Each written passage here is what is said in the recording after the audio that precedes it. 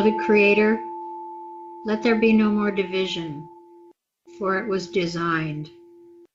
Let there be harmony, for the tuning was made abrasive. Let there be communion among believers, for egos created sectarian beliefs. Let there be laws that are of your dominion, simple and honest and fair, with no objective but to right a wrong or correct by lesson. And let there be all things of the heart that will will out over the egoic mental madness. Let it be so, and so it is.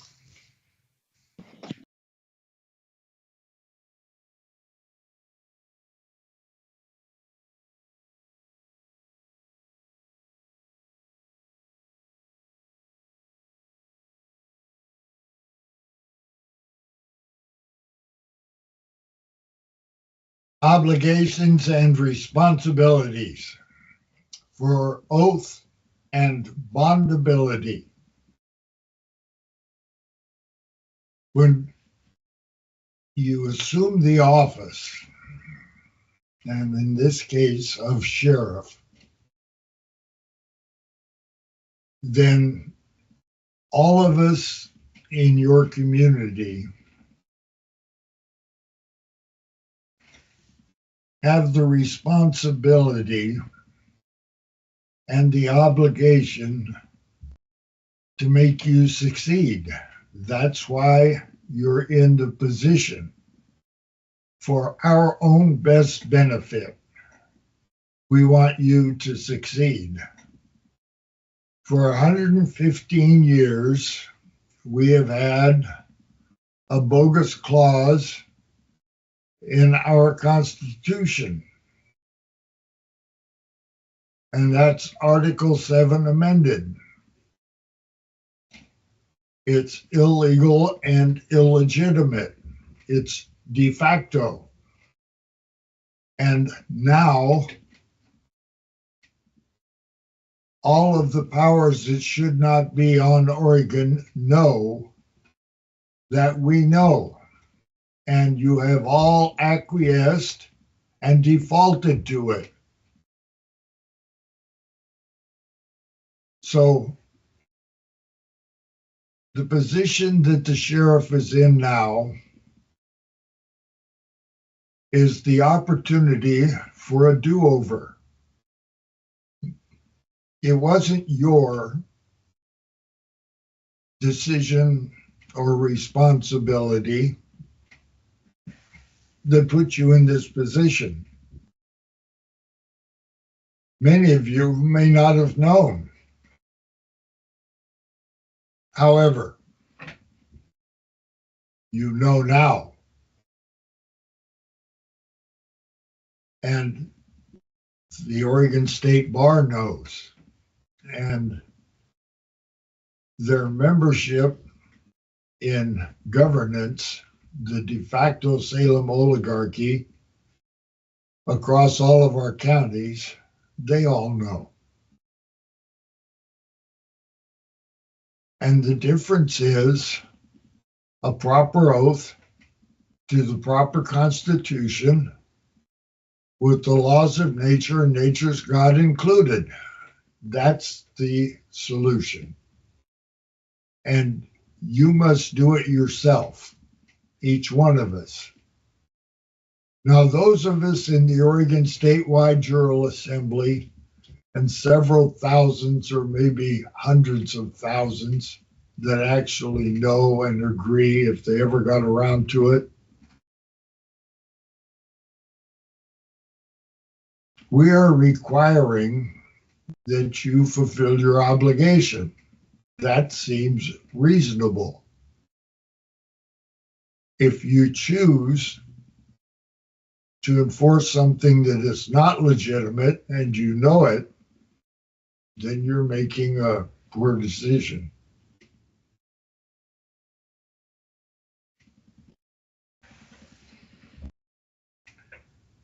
My son-in-law was here to visit me recently, and he saw my badge.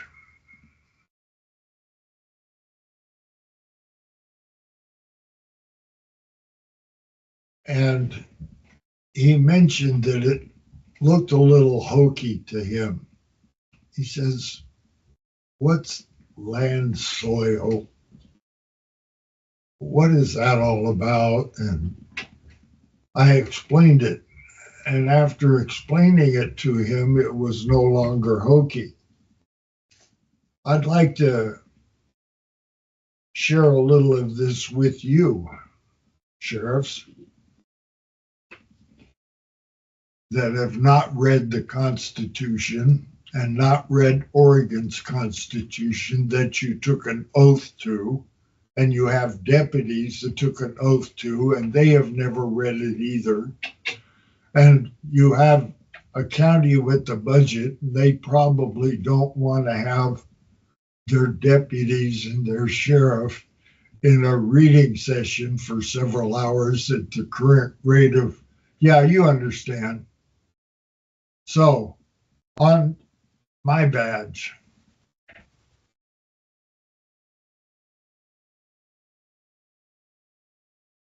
yeah, I think you can see that pretty good. Civilian. We're not military. We have instituted ex parte Milligan. We know how to dissolve martial law, and we did it only on Oregon. We're not doing any place else. We'll assist others, but we're doing Oregon. So, civilian, not military. And we already know that martial law is on the land and has been since March of 1861. It was a benevolent form of martial law until recently, and then it became malevolent. And that has to stop. And it has to stop with the sheriffs. Sheriffs that made a pact with the United Nations, they have to comprehend that's not legitimate. So, civilian court clerk. I'm one of 12 on Oregon. Article 3, one Supreme Court claiming original jurisdiction. Article 7, Amendment 7, Civilian Common Law Court of Record. That's all important because the next words are land and soil. That's what we're on. Body, mind, spirit, flesh, blood, soul. We are not play pretend. This is real.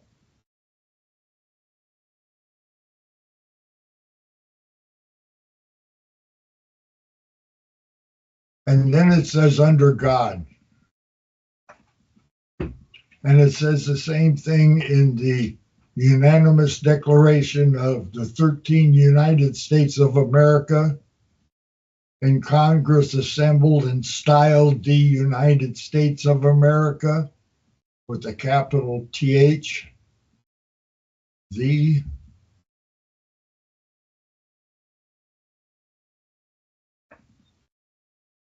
So in the center is the seal of Oregon. There's not a lot of badges like this around. Our clerks have them, and our marshals and our deputy marshals.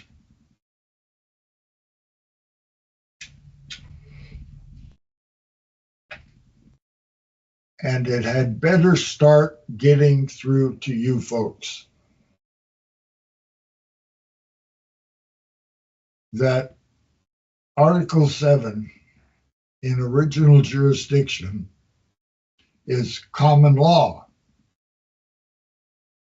And the Fifth Appellate and SCOTUS in your law form have determined that in SEC versus Jarchese 603 US 109, you need an Amendment 7 if you're going to make claims against men or women.